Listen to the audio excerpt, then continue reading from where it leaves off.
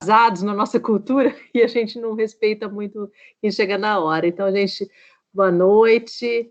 É muito bom estar aqui com vocês nessa atividade de extensão diferente, à distância. A gente está a Júlia está aí, o André, o Lucas, que é o nosso ajudante estagiário, Poliana, Soraya, Luciana. Para quem não me conhece, que eu não sei, vai entrando aí, eu sou Silvana, sou professora do campus Nova Friburgo, e a gente vai fazer uma conversa hoje aqui com vocês, eu, Luciana e Soraya.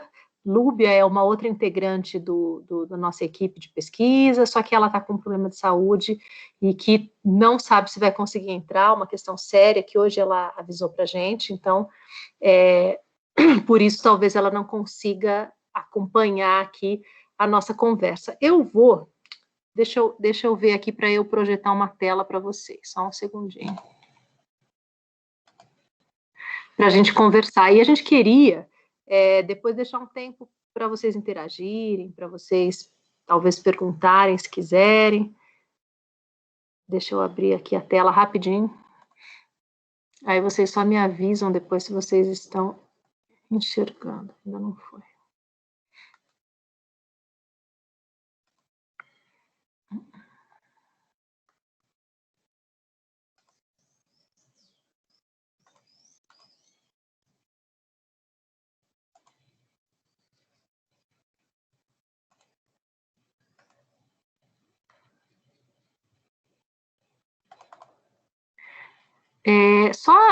Só dá uma sinalizada para mim, porque nesse Teams eu sempre fico na dúvida. Foi a tela aí para vocês? Tá aqui sim.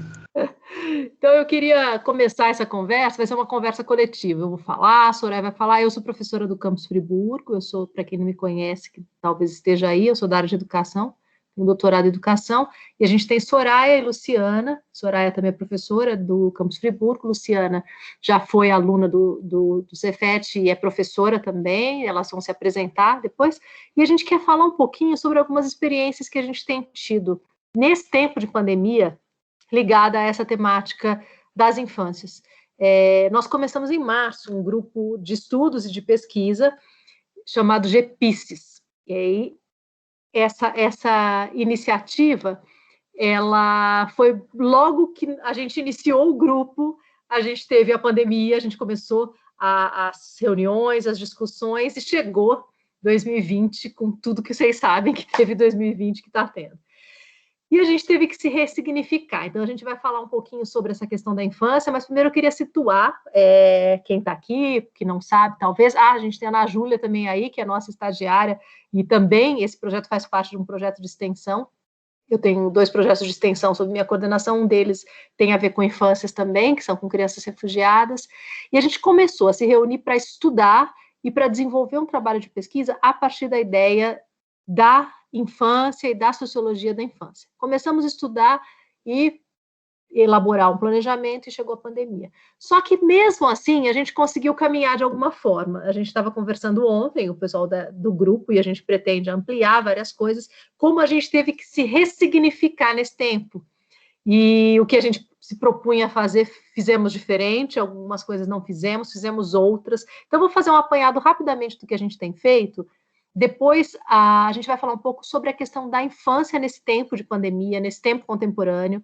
A Soraya e a Luciana vão falar, e no final a gente vai fazer uma fala um pouco sobre uma pesquisa que a gente fez com crianças nesse período de pandemia e algumas coisas que elas falaram, porque eu acho que elas têm muito a ensinar para a gente. Então, como eu disse, a gente iniciou em março de 2020. Nesse ano, o que a gente fez?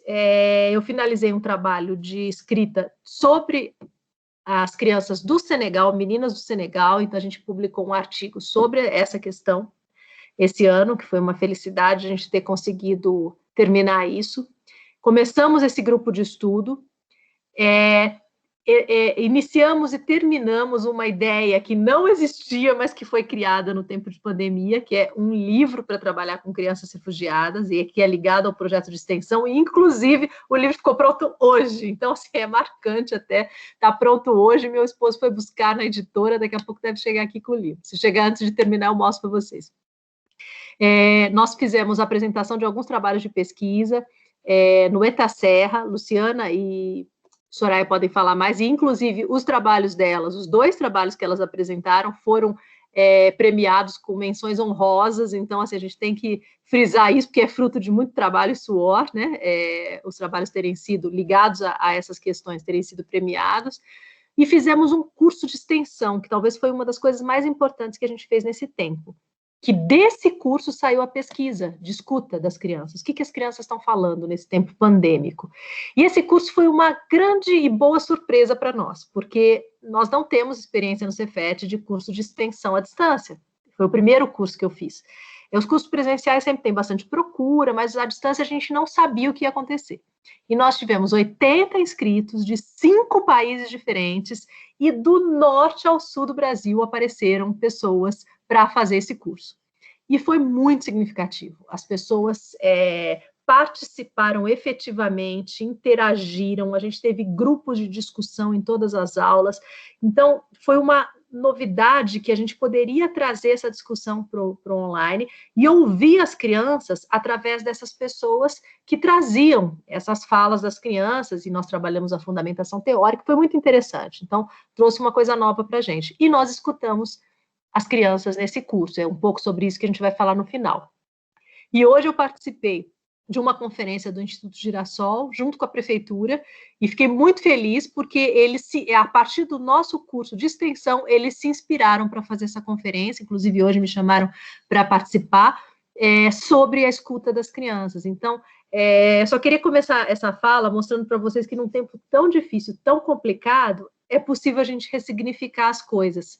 Foi do jeito que a gente queria, imaginava? Não.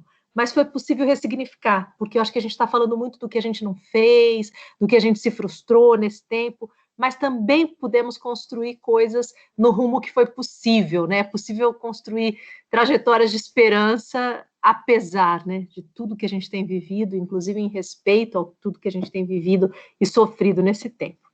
E aí eu vou contextualizar muito rapidinho com vocês.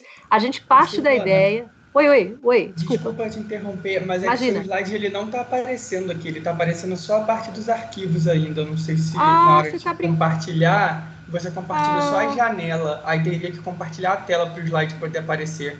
Ainda não tá? Porque ele, para mim, tá como se eu tivesse compartilhado ele todinho. Ainda não tá? Não, tá aparecendo a parte dos arquivos. Então, eu vou fazer o seguinte, vou interromper e vou voltar, tá? O compartilhamento. Tudo bem. Vamos ver, porque para mim, eu fui compartilhando como eu faço na aula e tá aparecendo com esse Teams doido, né? Tá aparecendo como se ele tivesse completo. Então, deixa eu tentar novamente aqui, rapidinho. Vamos ver. Se não, eu vou falando também, porque não tem problema se não der para ver, posso até deixar depois. Só um pouquinho. Vamos ver se ele aparece. Eu vou tentar compartilhar novamente aqui.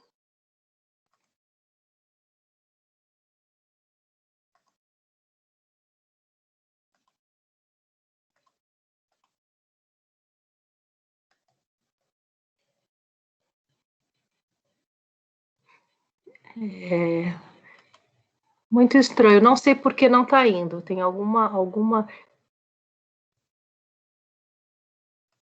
Eu vou continuar falando, a gente vai conversando aqui, depois eu tento colocar mais para o final, tá bom? Eu tento novamente. Então, a gente trabalha com a ideia eu vou até abrir minha câmera aqui, então, porque sem tela e sem pessoa, da ideia de que as crianças constroem culturas, e a gente precisa ouvir a criança a partir da construção de culturas. As crianças, elas são criativas, elas são resilientes, e elas têm muito o que dizer para a gente, essa perspectiva que a gente tem trabalhado, e é muito nova. Esse referencial que a gente usa de sociologia da infância, ele tem 20 anos só, que a gente começou a olhar para esses grupos, percebendo que a gente precisa escutar a fala deles. Então, as metodologias estão sendo criadas, é muito difícil escutar a criança. Não é como um adulto que a gente faz entrevista nas pesquisas qualitativas e pronto. Tem toda uma estratégia que tem a ver com a criança, que tem a ver com respeitar essa cultura dela, e a gente trabalha nessa perspectiva das culturas da infância. A gente tem todo um referencial teórico para isso, que eu não vou ficar entrando aqui, depois quem quiser conversar um pouquinho sobre isso. Então, só para introduzir essa ideia do que a gente tem feito e falar um pouquinho, situando vocês sobre essa questão. Eu vou deixar agora a Soraya e a Luciana vão falar um pouquinho, depois a gente fala da pesquisa, dos dados, de quais foram algumas questões que as crianças trouxeram, e conversa um pouco, quem quiser colocar perguntas, observações, impressões, relatar coisas, talvez, que faz ou sobre esse assunto, seria legal que vocês também pudessem interagir. E se quiserem colocar alguma coisa no chat, qualquer coisa nesse meio tempo, vocês ficam à vontade, tá joia? Aí a gente, eu não sei, Soraya, Lu, Lu, acho que a gente falou, Lu começava primeiro, né? Pode ser, Lu?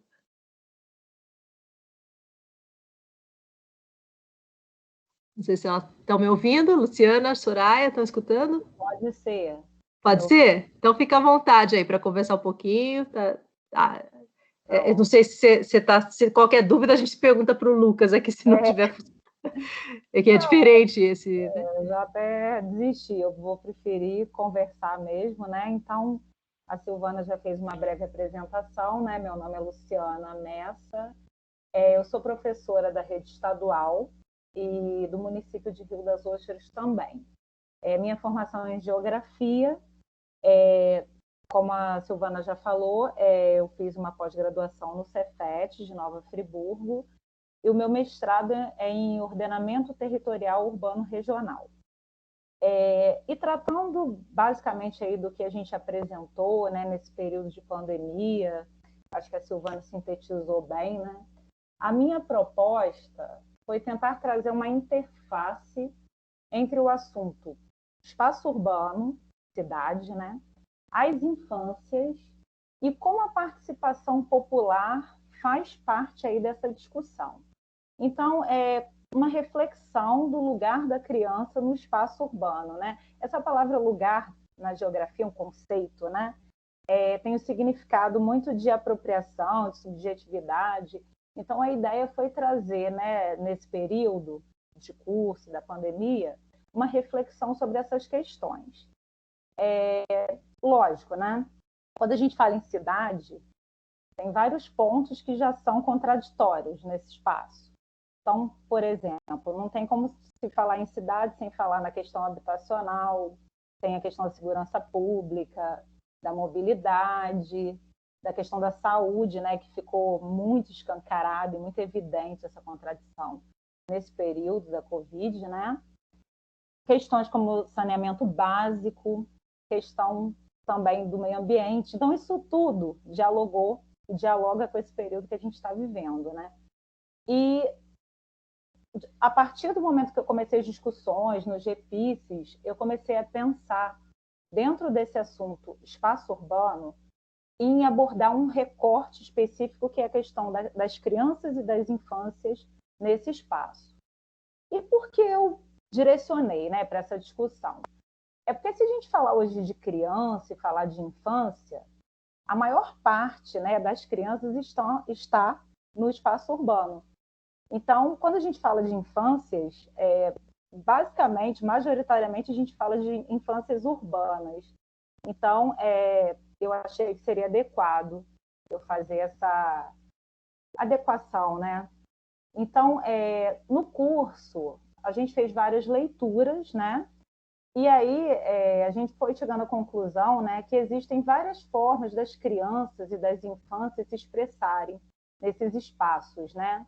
Então, por exemplo, né, no Brasil, a gente pode dizer que existe basicamente 3 tipos de apropriação das crianças referente ao espaço urbano, ao espaço público.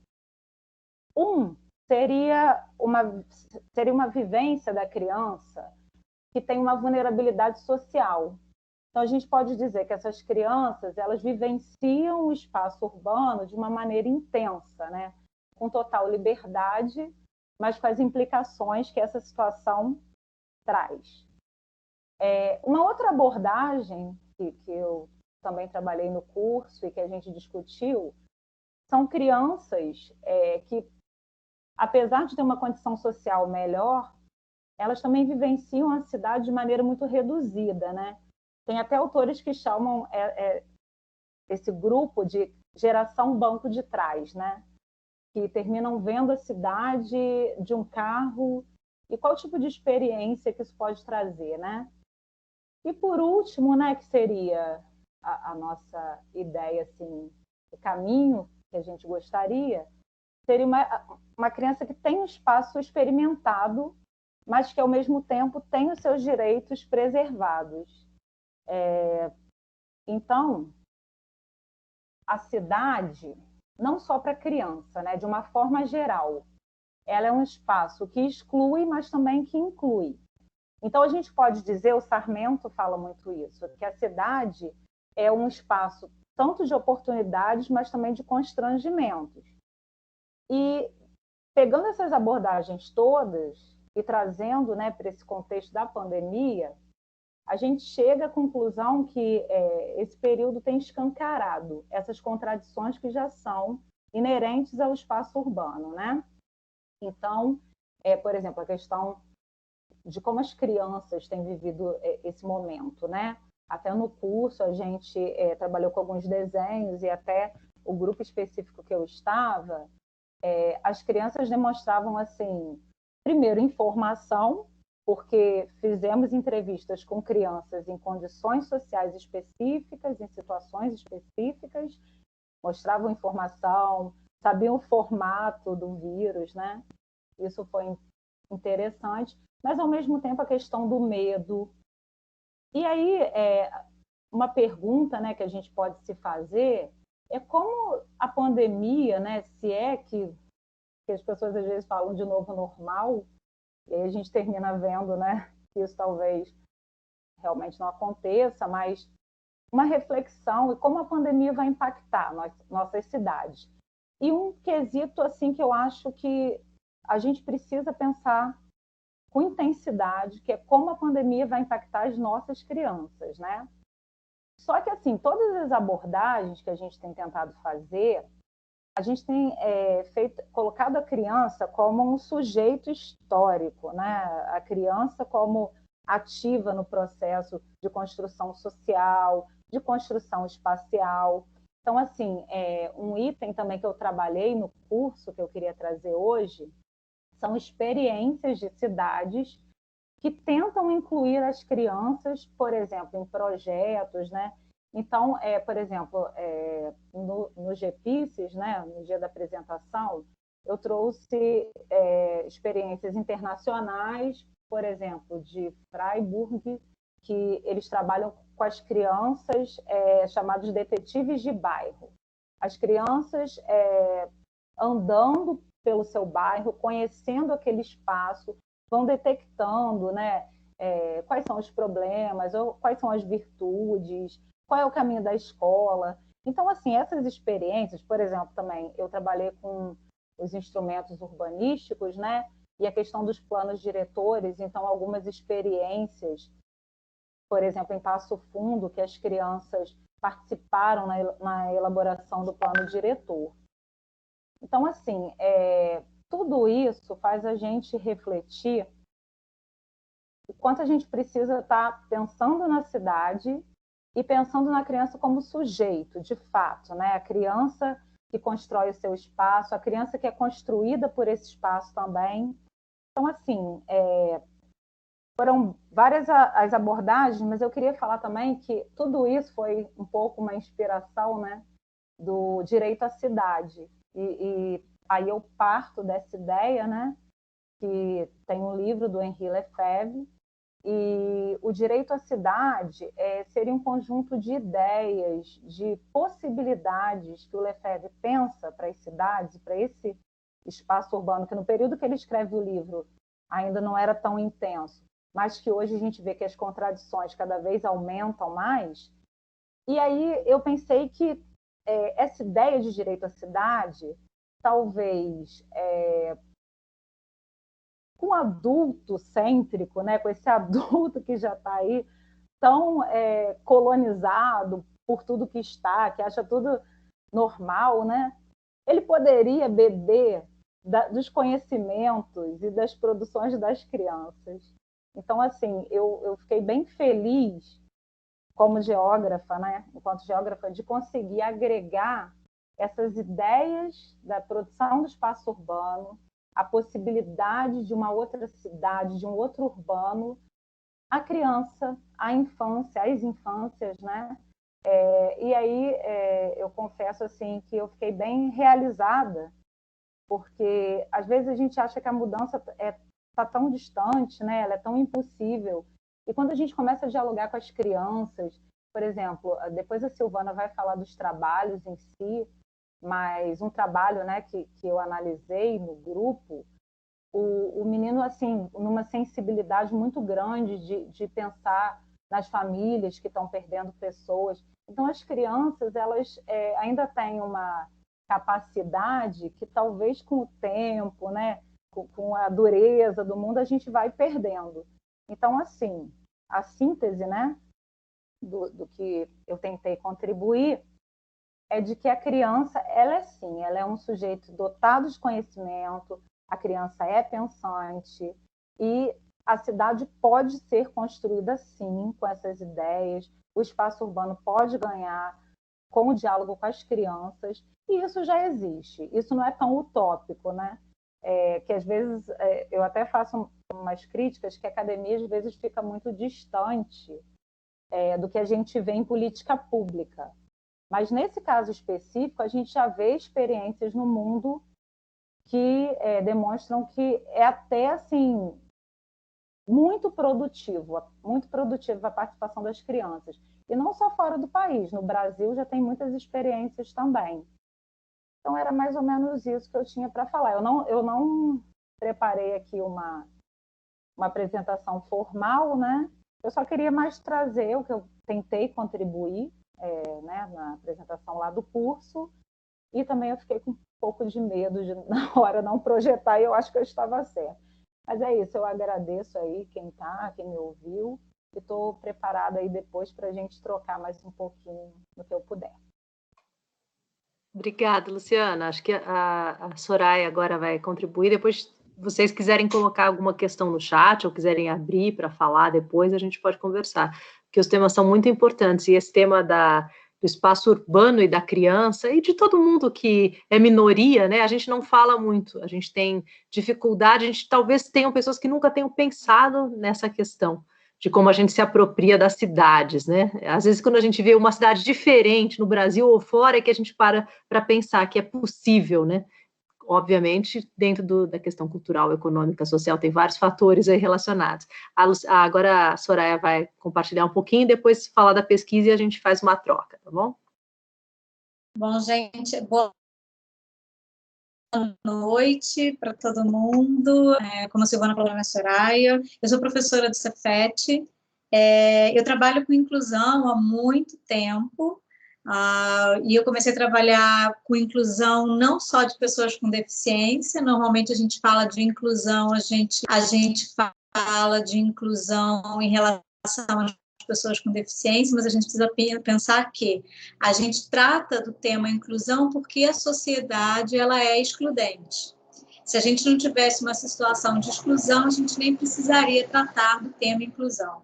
E esse tema ela está ligada às pessoas que estão sem acesso aos meios vários, meios de educação, meios às decisões políticas, às questões várias. Então, eu comecei a trabalhar com inclusão de um modo geral, e depois eu comecei a trabalhar com surdos. No Cefet, eu dou aula, entre outras disciplinas, de Libras.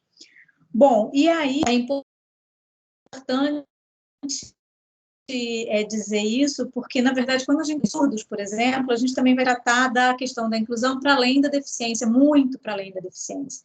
A gente vai entender o surdo como uma pessoa que interage com o mundo de uma forma diferente, por isso tem marcas identitárias que não fazem parte dos grupos hegemônicos, ou seja, da cultura hegemônica, que é uma cultura normalmente branca, eurocêntrica, e aí tem uma situação muito grande, muito forte, muito intensa de exclusão, exatamente porque destoa desse padrão estabelecido por esses grupos hegemônicos. Bom, então, e aí, nessa história toda, apareceu o GPICS, e aí a gente começou a tratar, eu comecei a pensar junto com um grupo a questão dessas exclusões feitas muito em relação às crianças. Porque se você pensar nas crianças, a gente tem um grupo que também que não tem suas vozes representadas, né, levadas em conta muito contemporaneamente, e quando tem uma criança que tem uma deficiência, essa situação ela é duplamente severa, né, porque é criança e porque ainda tem uma deficiência. Então, a gente começou a pensar, e aí uma situação que é muito interessante, que eu queria trazer, um recorte histórico nesse sentido, que é entender que, por exemplo, as crianças com deficiência, isso é importante, eu acho, da antiguidade, eram mortas, eram sacrificadas aos deuses, eram entendidas como seres que não iam conseguir viver naquele tipo de sociedade, que só iam atrapalhar e que os deuses tinham condenado. Então, eram poucos os povos que ainda tinham uma visão, tipo, de achar as pessoas cegas eventualmente previam o futuro, tinham visões com o mundo dos deuses, ou os surdos, por exemplo, os egípcios achavam que os surdos também se comunicavam com os deuses, que também eram experiências que não eram explicações míticas, né, que não cabiam, hoje em dia a gente sabe que não cabem mais. A gente passou depois para uma idade média em que a infância, e aí eu aprendi muito no grupo, né, nesses estudos todos, que a infância ela não existia, no sentido que a criança era um adulto em miniatura. Então, ele tinha a sua voz ouvida, porque ele participava das questões, as crianças participavam das questões, mas a infância não existia, né? Eles queimavam essa etapa porque já nasciam pequenos adultos. Bom, ainda assim, as crianças com deficiência, porque não podiam trabalhar, a participação era mais limitada, muitos na Idade Média eram abandonadas nas florestas, até a Idade Moderna, né? Então, assim, eram de novo, né? Ou você não tinha infância para ser ouvido, ou você tinha, ou você não tinha uma produção que justificasse a tua vida, vamos dizer assim, ou não conseguia se fazer participativo, e aí você era abandonado, e muitos, obviamente, morriam. Bom, e aí a gente já começa com a Idade Moderna, e hoje, né, a própria modernidade tardia, a situação contemporânea, em que a infância ganhou importância, ela começou a ser entendida, as crianças começaram a ser entendidas como seres com as suas humanos com especificidades. Por outro lado, as pessoas começaram a desentender essas narrativas, assim, no sentido de que eram seres, sim, mas eram seres incompletos, seres dependentes. Então, eles não tinham mais essa visibilidade, ainda que existisse a infância.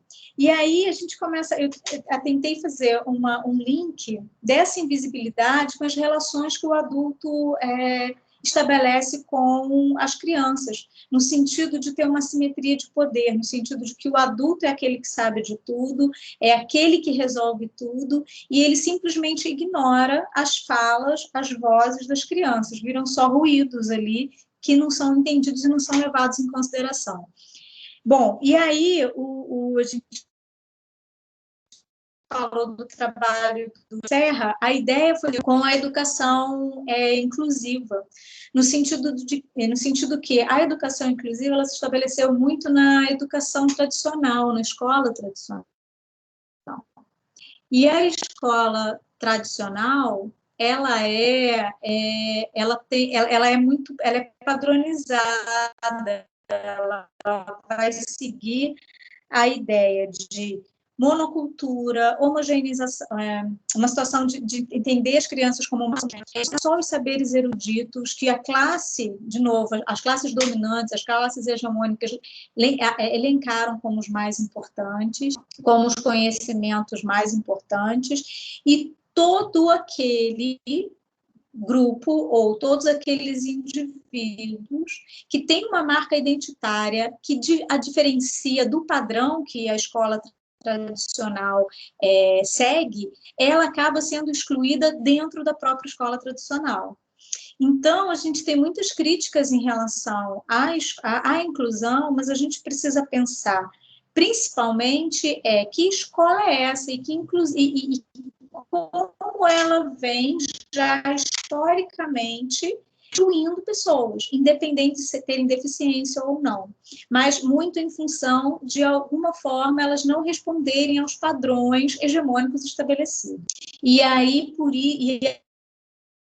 a gente pensa muito em metodologia, em como o professor vai ciência, mas a gente precisa também a questão de como a gente lida com as crianças e precisa entender como elas se relacionam com o mundo, né? Então, por exemplo, o surdo ele tem uma marca identitária forte, quer dizer, que essa marca identitária ela vai influenciar na constituição da identidade dele, que é a interação do mundo através da visão, né?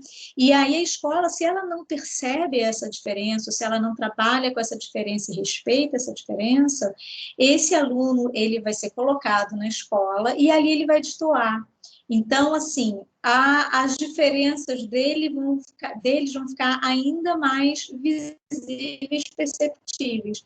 E se tem uma escola tradicional que segue um padrão assimilacionista, né, multicultural assimilacionista, no sentido que entende que aquele ser, aquele grupo, aquelas pessoas são diferentes, mas querem fazer com que aquele grupo fiquem iguais ao padrão, que eles saiam da história deles, abandonem a história, as marcas identitárias, a própria personalidade para seguir um padrão posto. Isso é uma relação de opressão fortíssima e muitas vezes acaba causando exatamente a desistência. A gente teve agora, em setembro, um decreto, né, presidencial que, inclusive, voltou a dar a importância maior para as escolas segregativas.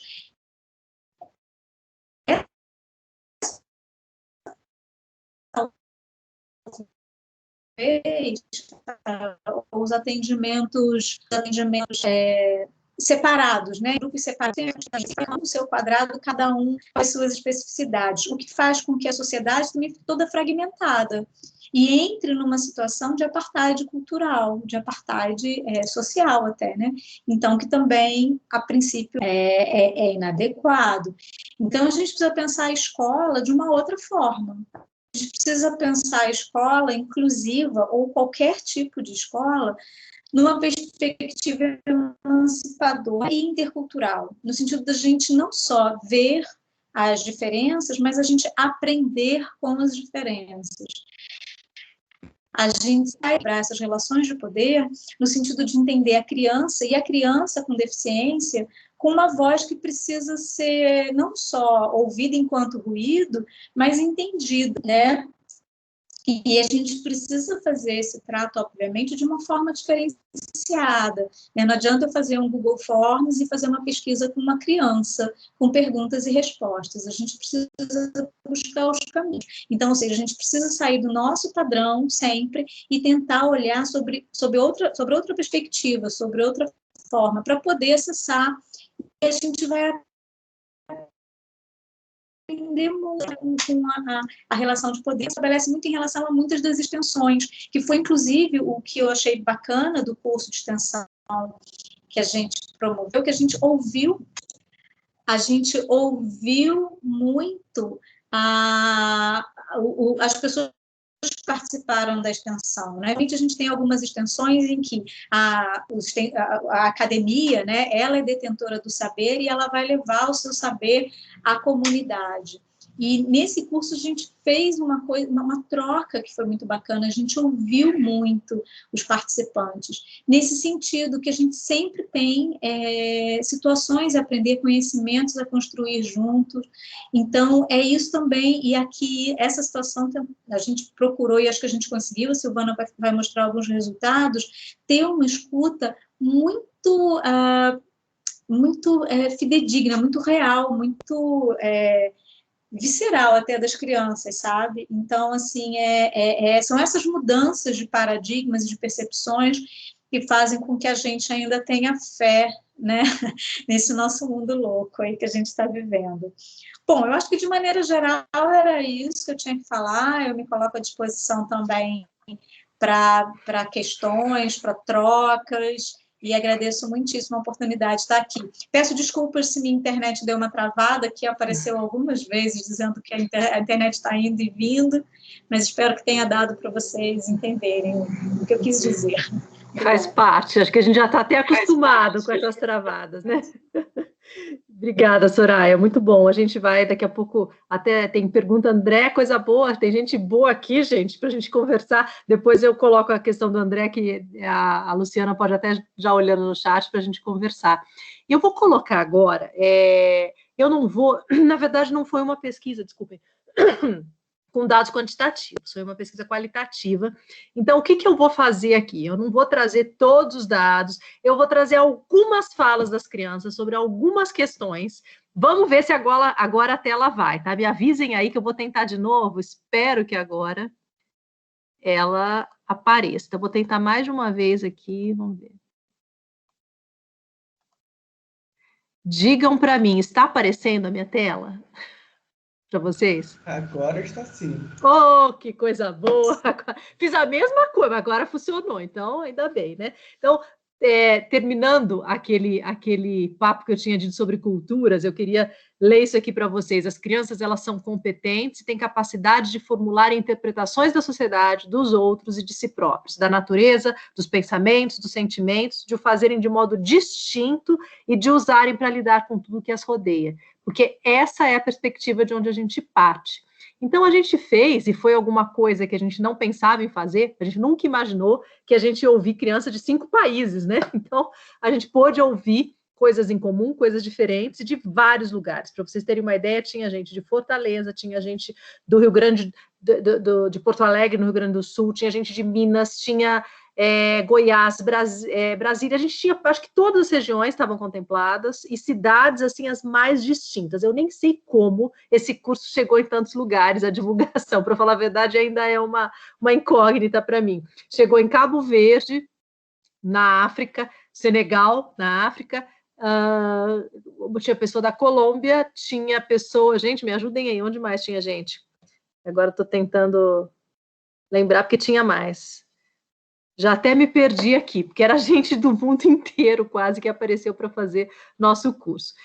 Junto com a gente, e é legal a Soraya ter dito isso, foi um curso construído com as pessoas, a gente aprendeu muita coisa, tanto que a gente fez coisas paralelas, a gente um dia fez um evento paralelo ao curso para ouvir as meninas que atuavam com criança na África. Então, a gente tinha, Moçambique, a gente tinha uma menina de Moçambique, uma do Senegal, tínhamos 2 pessoas do Senegal e uma de Cabo Verde. A gente teve um educador do Senegal que não falava português, que está tentando aprender e fez o curso inteiro. E aí, emocionante isso, porque as meninas do curso, meninas, porque a gente é tudo menina, tá, gente?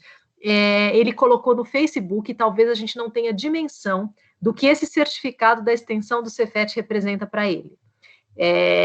Ele colocou, e as pessoas parabenizando, então até esse processo dele ter feito um curso do Brasil, e eu tentava traduzir algumas coisas, a gente tentava ajudá-lo, e ele terminou, ele fez o trabalho, e o orgulho dele de ter esse diploma. Olha que coisa bonita, né, nesse tempo de pandemia, a gente viver isso. Então, a gente ouviu crianças de 4 a 12 anos, e eu queria frisar uma coisa, como essa escuta ela é um desafio, e como a gente tem que se aprender a se perceber e a se descobrir, a se inventar como ouvinte. E aí eu falo isso também para a gente que é professor, que é cidadão, que é pai, que seja o que for. A gente não sabe ouvir. O Paulo Freire fala tanto, né, dessa construção dialógica, e a gente esquece que nessa construção dialógica tem que ter quem fala, quem ouve, e é dialético isso. O tempo todo a gente está falando e a gente está ouvindo. E acho que o maior desafio que a gente tem é aprender a ter essa escuta sensível. Nós trabalhamos alguns eixos. O que as crianças pensam sobre a escola? O que elas estão pensando sobre a família? Sobre a pandemia em si? Sobre a questão do lazer? Então, vou fazer só algumas falas aqui com vocês. Muito interessante que sobre a pandemia, as crianças tinham uma clareza muito grande da necessidade da segurança, aparecia muito a figura da máscara nos desenhos, nas falas. A máscara era alguma coisa que elas falavam muito. E em várias falas, uma preocupação com quem não estava tomando cuidado. E a gente até no curso pensou, gente, parece que as crianças, e com certeza, estão mais conscientes da realidade, da seriedade do que muitos adultos, né? Então, aparecia muito isso na fala deles, essa preocupação das falas que as pessoas apresentaram. E eu vou falar um pouco sobre algumas coisas ligadas à escola, porque eu, particularmente, foi uma das coisas que mais me chamou a atenção. As crianças estão sentindo falta da escola, e a fala das crianças disse que não. E eu quero falar sobre isso porque nós somos uma instituição educacional, muitos aqui são ou alunos, são professores, para a gente até se repensar como instituição. O que as crianças sentem falta? Aí eu trago a fala de algumas crianças. Eu sinto muita falta dos meus amigos. A falta de rir o dia inteiro com eles na escola. A gente poderia trabalhar aí com a análise do discurso, mas essas falas são tão ricas.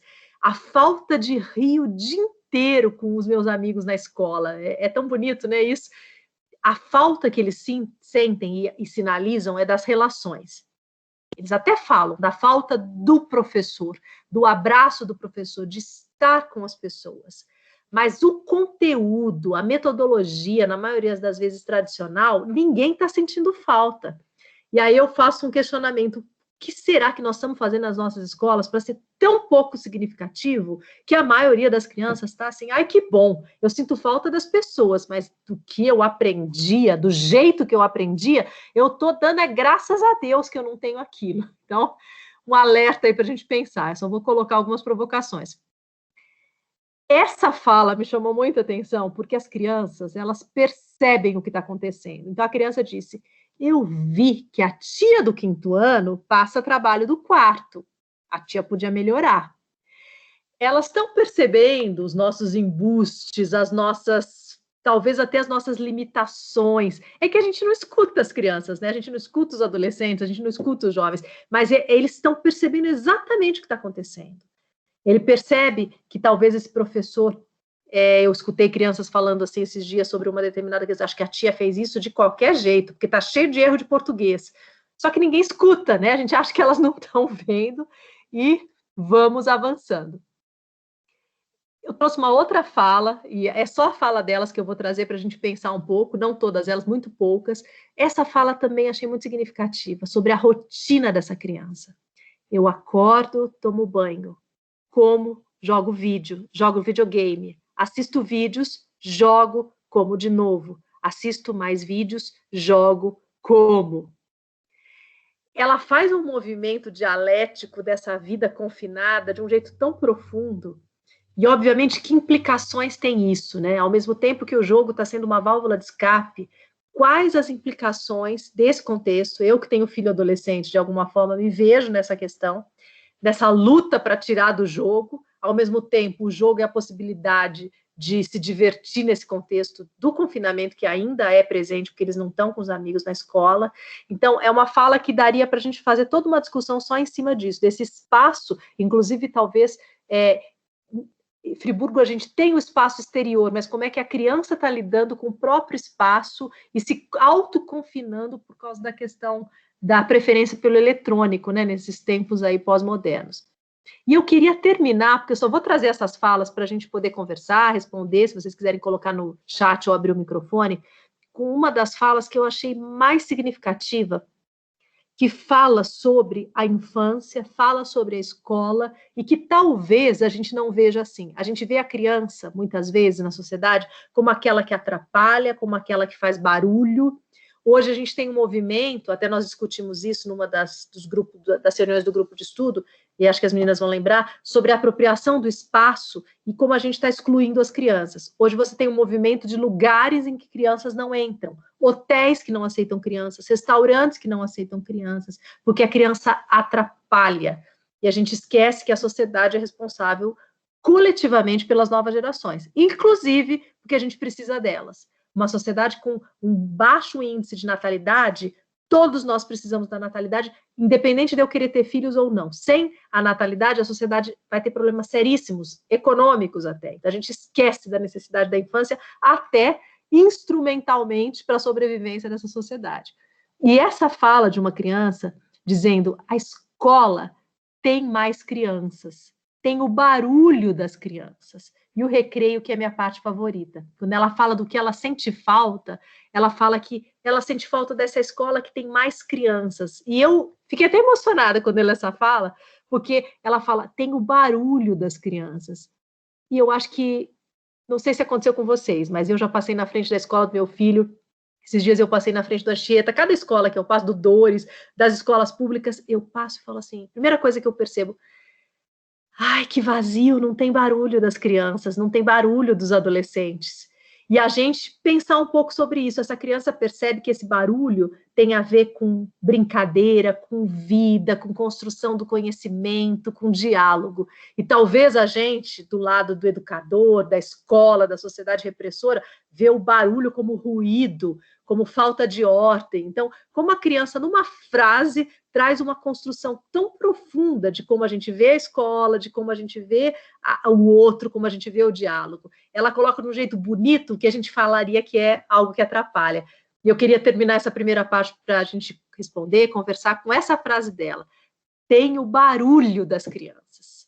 E o barulho das crianças que traz vida, construção e mostra para a gente que a gente não quer esse silêncio, né? Eu acredito que ninguém aqui quer esse silêncio da pandemia aí para sempre, né? A gente quer o barulho de volta, acho que a gente concorda com as crianças. Então, agora, a ideia é... Lu, você quer responder a questão, que eu conversar um pouco sobre isso que o André falou, sobre o Henri Lefebvre, e depois, se alguém quiser, pode colocar no chat, ou se quiser, pode abrir o microfone. Acho que o Lucas abre, se alguém quiser falar, comentar. Isso, se vocês quiserem, eu posso abrir o microfone, sim. Ah, joia. Então, acho que a Lu pode responder, e aí, quem quiser falar alguma coisa, colocar alguma outra questão, fica aí aberto para a gente conversar. Pode ser, Lu? Pode ser. Eu vou tentar dialogar, né, com a questão que o André colocou aí, que foi bem interessante mesmo. E assim, aí eu pensei, né, que talvez a cidade, né, ela tenha se colocado de uma forma geral como um espaço que impõe uma exclusão, mas ao mesmo tempo a gente tem possibilidades. Inclusive, o Lefebvre ele trabalha muito com essa ideia, né, do espaço urbano como um espaço revolucionário em potencial. Então, assim, nessa questão da ordem próxima, André, eu diria que a gente tem várias experiências de infâncias na cidade. Então, assim, tem determinados grupos em que realmente a gente vê um alijamento que talvez eu associaria ao que eu falei, a questão daquela criança da geração banco de trás, a criança que tem, digamos, uma altíssima proteção em detrimento de uma liberdade. Vamos pensar assim, até o Arrier tem uma fala nesse sentido nos textos dele, né? E tem outras infâncias e outras crianças que já vai ter uma experiência total do espaço, mas sem essa proteção. Então, assim, por mais que faça sentido a gente pensar que há um alijamento, mas eu também penso, né, a partir de Lefebvre, que sempre há a possibilidade de uma fissura, ainda mais quando se trata de criança, né? A criança, a maneira dela agir, ela é um tanto quanto subversiva em si. Às vezes, assim, a Silvana está falando a questão da escola, né? E do recreio. A escola, às vezes, tem aquela coisa compartimentada, né, em séries, e, de repente, na hora do recreio, a gente vê alguma interação maior entre as séries, né? E aí a gente percebe que, por exemplo, né, a gente pensa, uma criança maior vai machucar menor, se elas ficarem ali juntas.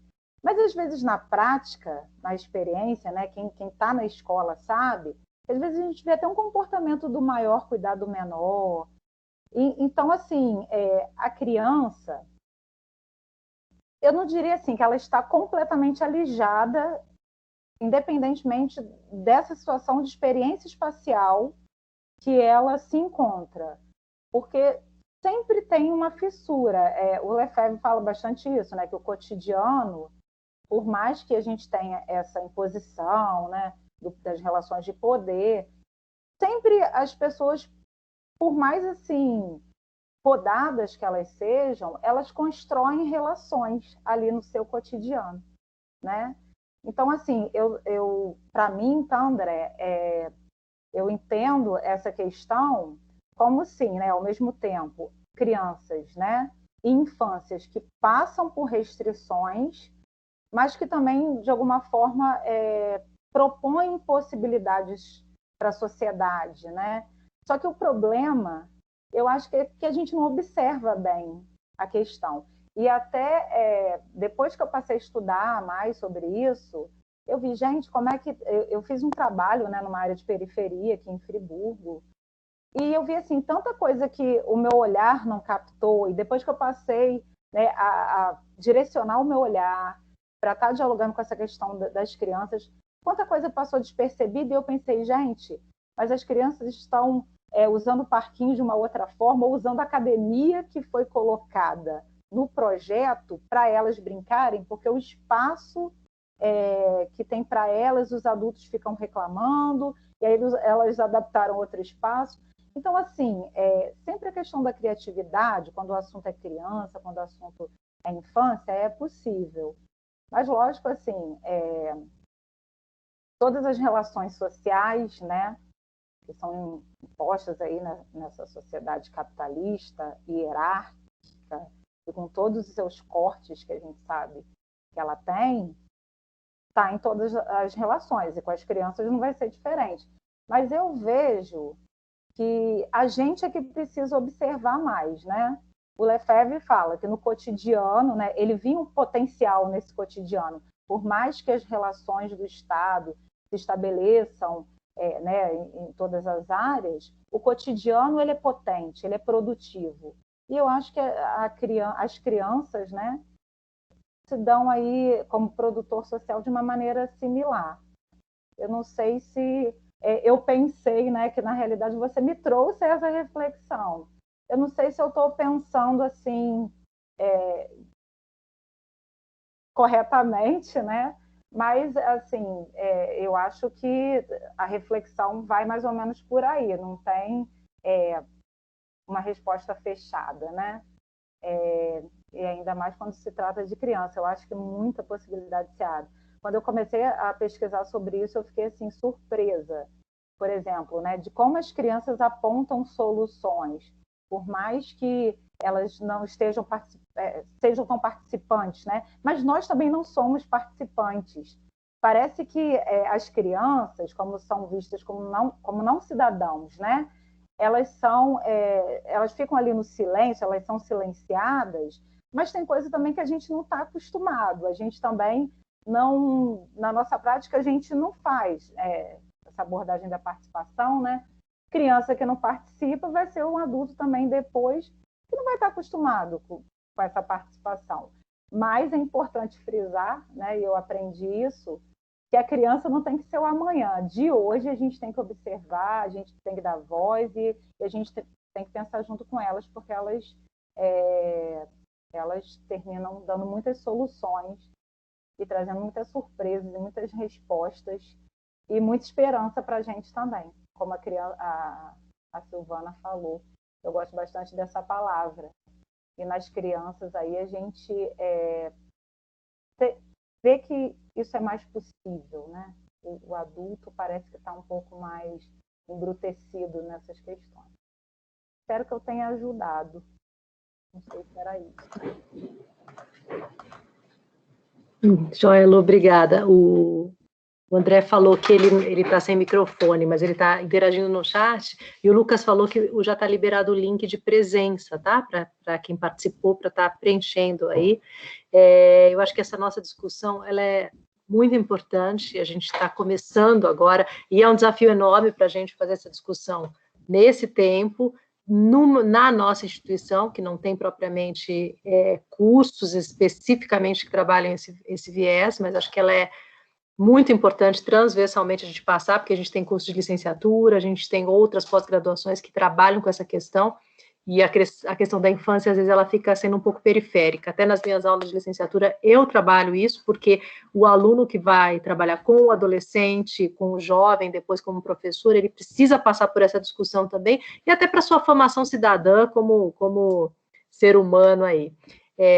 Se vocês quiserem colocar alguma outra questão, senão a gente vai encaminhar, não sei se a Soraya quer acrescentar, e olha, para a gente celebrar, meninas, acabou de chegar aqui, ó, o pessoal que é o livrinho pronto do nosso projeto de extensão, e é um desafio enorme, porque foi em menos de 9 meses a gente fazer uma produção, conseguir patrocínio, que vocês sabem que não é um patrocínio institucional, a gente não tem verba para isso, mas foram pessoas individualmente que ajudaram, e vai ser um projeto com crianças refugiadas. Então, acho que nesse tempo difícil é um fôlego aí de uma coisa concreta que a gente pôde construir nesse tempo que as pessoas acham que o professor do ensino superior público não faz nada, né? A gente fica procurando coisas para trabalhar, e coisas que são bastante trabalhosas, mas que bom que a gente pode ter essa autonomia ainda, né? De construir projetos, construir histórias e tá interagindo aí nessa transformação da realidade a partir dessa discussão das crianças.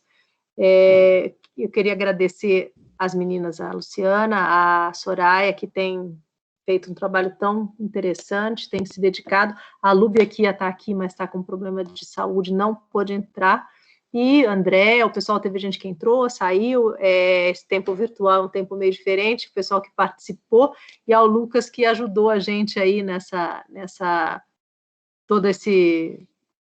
essa parte de monitoria, que é bem trabalhoso também, né?